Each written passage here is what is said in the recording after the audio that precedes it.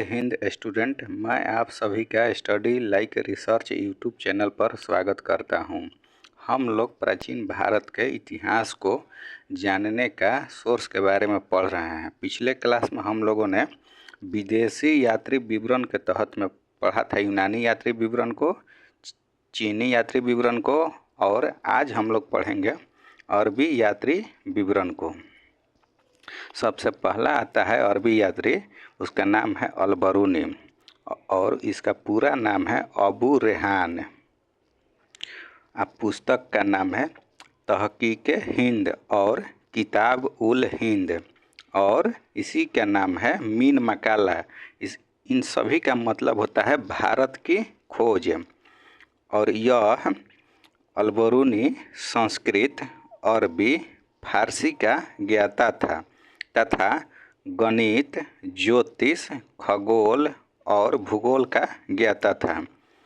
इसने भारत के भौगोलिक आकृति की तुलना पतंग से किया था। पतंग मतलब काइट से किया था।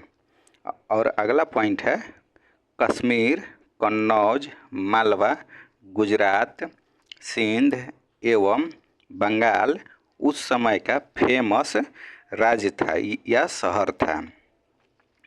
इसके बाद हम लोग देखते हैं भारत के लोग श्रेष्ठ थे, सर्वोत्तम गणितज्ञ थे तथा ज्योतिर्विद थे। नेक्स्ट पॉइंट है समाज में जाति प्रथा का बंधन था। अंतरजातीय विवाह नहीं होता था, बाल विवाह होता था एवं सती प्रथा का प्रचलन था अल-बरूनी के अनुसार। अगला पॉइंट है कि भारत के लोग मूर्ति पूजा करते थे तथा मंदिरों को दान देने का प्रचलन था। अल-बरूनी लिखता है कि स्नान घाट अपने आप में एक अनुष्ठान है। लोग तीर्थ यात्रा करते थे। भारत का वर्णन आफताब के रूप में किया है। आफताब का मतलब होता है सूर्य। अगला पॉइंट है भारत पर आक्रमण करके भारत के वैभव को नष्ट करने का प्रयास किया गया था। अल-बरूनी के अनुसार लोगों को आपसी ईर्ष्या द्वेष के कारण एकता की भावना कम हो रही थी। इतिहास लेखन तो होता था परंतु कालानुक्रम का अभाव था। कालानुक्रम का मतलब कि क्रोनोलॉजी के अनुसार नहीं होता था। अगला पॉइंट है संस्कृत से अरबी में अनुवाद भी किया गया है। इसके परिणाम स्वरूप भारतीय दर्शन एवं चिंतन के साथ साथ भारत से गणित, विज्ञान, ज्योतिष और खगोल का प्रचार प्रसार मध्य एशिया तक पहुंचा। अगला अरबी यात्री है अबू अल हसन अल मसूदी। इसकी पुस्तक का नाम है महज अल दबाब। अल मसूदी ने इतिहास और भूगोल का संकलन किया है। इसे जलवायु विज्ञान, ब्रह्मांड विज्ञान तथा मौसम विज्ञान का ज्ञान था। अल मसूदी ने मसूरा, जो उस समय सिंध की राजधानी थी, मुल्तान, खंभात, सूरत, मलाबार की यात्रा किया था। भारत एक विशाल देश है जो खुरासान, सिंध तथा तिब्बत तक विस्तार है। अगला पॉइंट है भारत के लोग बुद्धि, विवेक, ज्ञान, रंग की शुद्धता की दृष्टि से ये अन्य लोगों से भिन्न थे। अगला पॉइंट है गंगा को अल-मसूदी ने जिंजिस कहा है और यह भी बताया है कि यह भारत की सबसे बड़ी नदी है। अगला पॉइंट है अल-मसूदी ने खंभात शहर का भी वर्णन किया है और लिखा कि यह नील नदी की तरह चौड़े मुहाने पर स्थित है। अल-मसूदी ने नॉर्थ वेस्ट सीमा पर पवन चक्की का उल्लेख करता है। इसके बाद हम लोग यात्री विवरण के अंतर्गत में अरबी यात्री को देख लिए। अब आगे हम लोग देखते हैं प्री हिस्ट्री और प्रोटो हिस्ट्री के बारे में। प्री हिस्ट्री को हिंदी में प्रागैतिहासिक काल कहते हैं। प्री हिस्ट्री का पता कैसे चलता है, इसका सोर्स क्या है, तो सोर्स है उत्खनन, अन्वेषण, पुरातात्विक स्रोत है।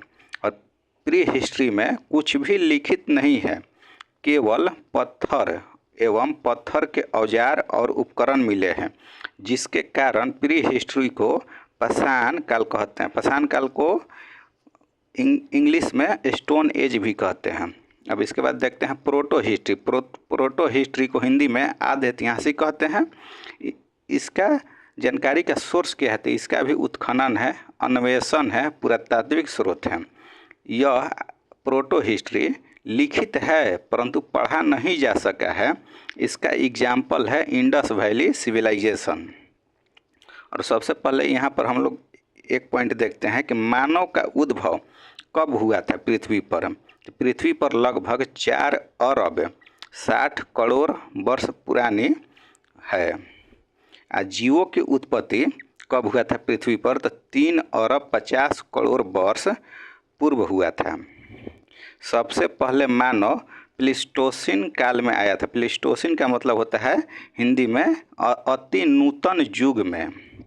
मानव की विभिन्न अवस्थाएं थी।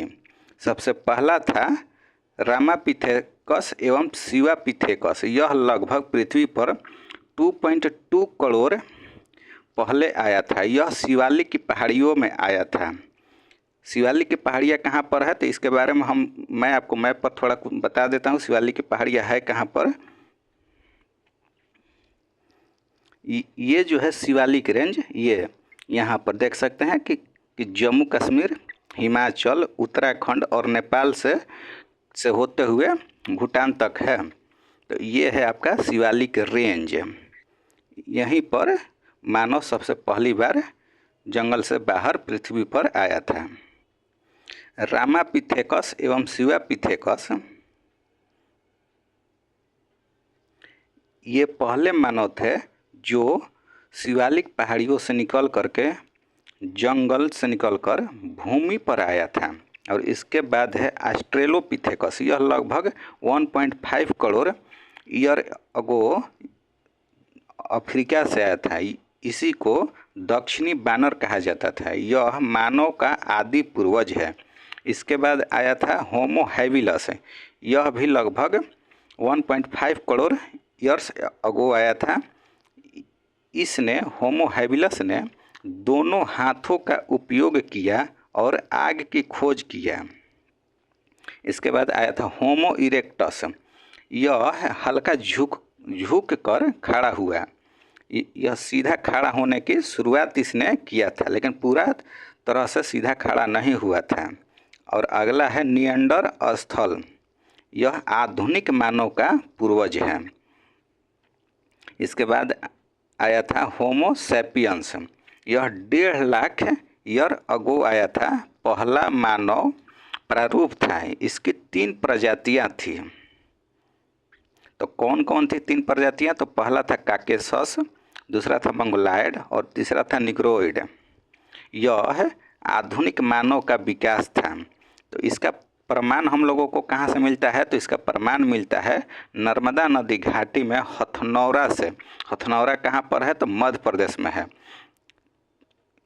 यहाँ पर नर्मदा नदी घाटी में इसको नर्मदा मैन या हथनौरा मैन के नाम से जाना जाता था। इसका खोज किसने किया था, अरुण सोनकिया। जो ये मानव है होमो सैपियंस, इसका फोसिल्स मिला था, जीवाश्म मिला था। और जीवाश्म के तहत एक खोपड़ी मिला था। तो वो लगभग उसका टाइम पीरियड है 2 लाख ईयर्स अगो में। और इसका खोज कब हुआ था, तो 1982 में। तो मानव के अध्ययन को एंथ्रोपोलॉजी कहते हैं। और इसके बाद हम लोग देखेंगे अगले क्लास में हम लोग प्री हिस्ट्री के बारे में विस्तार से पढ़ना शुरू करेंगे अगले क्लास में। लास्ट तक वीडियो लेक्चर देखने के लिए आप सभी का बहुत बहुत धन्यवाद। मिलते हैं नेक्स्ट लेक्चर में। जय हिंद।